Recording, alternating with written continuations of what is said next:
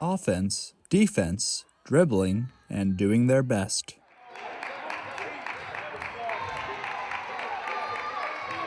And it is all happening here at the New York Institute for Special Education, where a special basketball lesson and tournament is underway.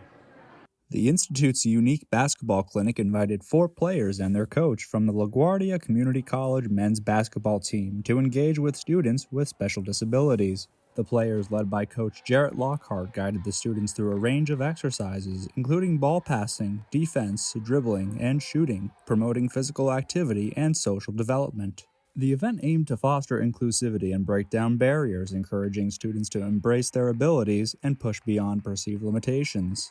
Sports is something that brings people together, right? So us coming here, this is potentially going to create lifelong relationships. We'd love to come out here and do some things in the future. Organizers emphasized the importance of introducing the visually impaired community to new experiences, promoting social development and equality.